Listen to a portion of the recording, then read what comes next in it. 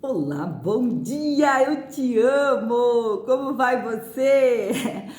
Cristão, amante de tudo, da oração, da palavra de Deus, do teu chamado neste mundo, que esse dia seja cheio do Espírito Santo na nossa vida, que nós possamos amar e servir a Deus e nossos irmãos. Hoje é dia do meu irmão mais velho, Alaor, então eu peço a você que você faça uma oração.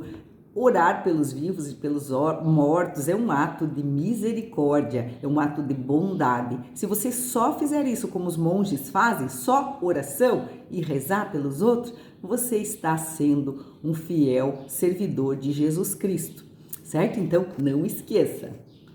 Gente, o que adianta eu ficar pregando aqui a palavra de Deus, né? Para o bom entendedor, poucas palavras bastam. Você pode falar com Deus, orar e ouvir o que Deus tem para te dizer. Então, isso já é possível com o Espírito Santo.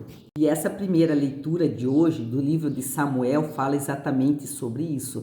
Então, nós vimos que a igreja começou o ano litúrgico com o Advento, com o Natal. O Advento é esperar. Nós vimos tudo sobre Jesus que tem na Bíblia, de que nós estávamos esperando e justificando que Ele é o Salvador no Natal todo. Agora começamos o tempo comum. E no tempo comum iniciou-se com o batismo de Jesus no Rio Jordão e agora Jesus já está com os discípulos fazendo a missão dele. Mas junto com esse chamado de Jesus e o chamado a você, temos hoje Samuel. Samuel, ele foi dado no templo, como nós vimos que aquela Ana, a mãe dele, engravidou e já tinha oferecido Samuel. Eles ofereciam mesmo o primeiro filho a Deus. E ele tinha sido oferecido no templo e de repente, então, ele já estava velho, que era o sacerdote, aquele que conhecia Deus, né? E o que acontece é que Samuel estava dormindo, né? Aquela lâmpada de Deus não tinha ainda apagado, ele estava dormindo lá no templo, que estava a arca de Deus. O templo continha a arca, aquela que Moisés recebeu as tábuas da lei, né? E de repente, então, ele escutou uma voz que dizia: Samuel, Samuel. Ele disse: eu estou aqui. Foi lá para Eli, disse: você me chamou, Eli? Eu estou aqui. Ele disse: não, vai dormir, eu não te chamei. Depois de novo: Samuel, Samuel. Ele foi de novo lá e disse: ó, Eli, você me chamou? Não, não te chamei, volta a dormir. E Samuel, ele ainda não conhecia a palavra de Deus, não achava que Deus falava com as pessoas e tampouco ele conhecia Deus, né? E de novo, uma terceira vez, Deus fala: Samuel, Samuel. Ele vai junto de Eli e diz: o senhor me chamou, eu estou aqui, Eli. E conhecia a palavra de Deus, conhecia o Senhor e diz: Samuel, quem está te chamando é o Senhor. Se ele te chamar, vá deitar e diga assim: Senhor, fale, que o teu servo está escutando. E ele então vai dormir e o Senhor chama de novo, a quarta vez: Samuel, Samuel. E ele falou: fala, que teu servo escuta. Então Samuel estava crescendo, né? E o Deus estava com ele. E ele então não deixava cair por terra nenhuma das palavras de Deus. E todas as pessoas conheceram Samuel, que se tornou então um profeta do Senhor. O Salmo fala assim, né? Aquela resposta: eis que venho fazer com prazer a vossa vontade, Senhor. Então, eis que venho fazer sobre mim, está escrito no livro: com prazer faço a vossa vontade e guardo em meu coração a vossa lei. Gente, o evangelho hoje é Marcos 1, de 29 a 39. Então, Jesus, ele estava lá na sinagoga, estava com Tiago, como eu falei, com os discípulos, com João, e ele vai lá na casa de Simão e de André, que eram irmãos, né? E certo, moravam tudo junto. Fiquei pensando aqui, porque estava Simão, André e a sogra de Pedro junto. E ela estava de cama, com uma febre. E eles falaram: Jesus, a sogra de Pedro está com febre. Jesus era o médico dos médicos, o senhor dos senhores, né? E ele vai lá, então, e coloca a mão sobre a sogra de Pedro e ela começa a servi-los. Depois que já tinha posto o sol, todos traziam os doentes, aqueles possuídos de demônio, e se reuniam na frente da casa onde Jesus estava, e Jesus curava, expulsava demônios e não deixava também que os demônios falassem, né? Porque eles sabiam quem ele era. Lá de madrugada, Jesus foi rezar lá lugar deserto, ele gostava de ficar sozinho e rezar. E Simão, então, foram procurar Jesus. E daí, quando encontraram, disseram: poxa, todo mundo está te procurando.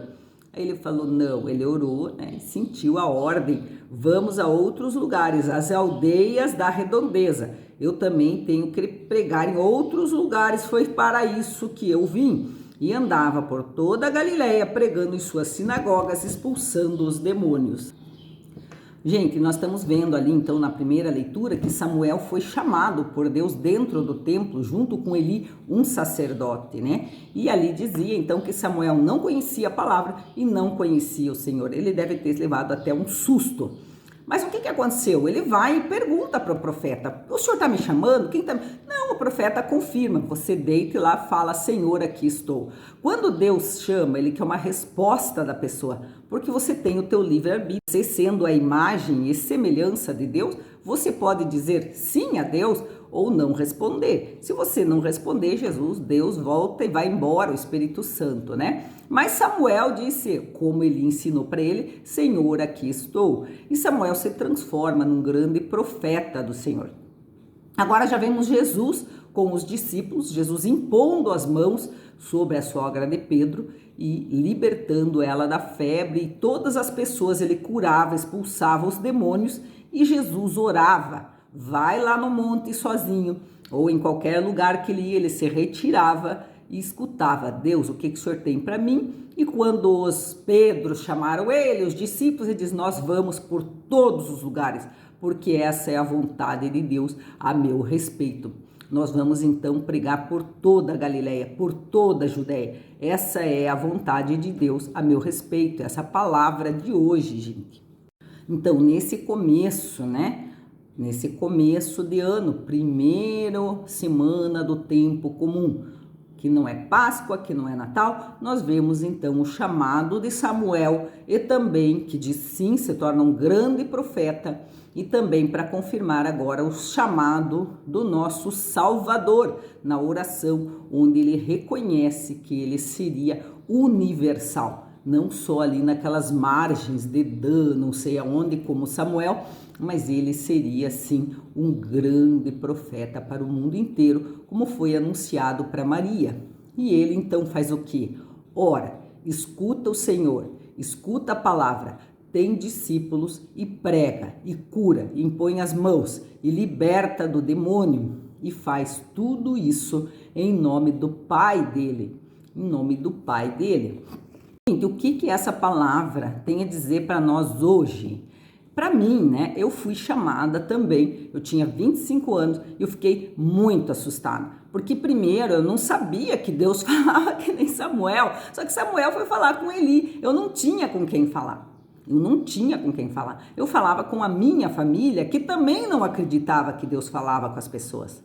Minha família não acreditava, então eles achavam que eu não estava bem. Eu falava com os psiquiatras, que achavam que eu era louca. Os psiquiatras achavam que eu era pior ainda quando eu falava, porque eles também não acreditavam que Deus falava com alguém. Mas realmente assim, eu também tinha um chamado, Deus também falava comigo.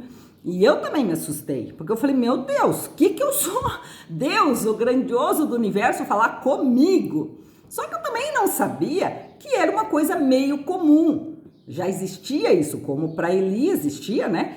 Existia na época que eu fui chamada, não sabia. Mas existia uma coisa chamada renovação carismática católica, que na igreja tradicional não se falava nisso, né? Mas na renovação carismática, sim, já existia o Padre Jonas, já existia desde 1900 e não sei quanto lá, nos Estados Unidos, já existiu a renovação carismática, os evangélicos já profetizavam, liam a Bíblia, falavam a palavra de Deus. Então não era para eu me assustar, porque eu pensava: meu Deus, não falou com ninguém dos meus familiares, agora vem falar comigo, o Rei do Universo, dono do mundo, Salvador.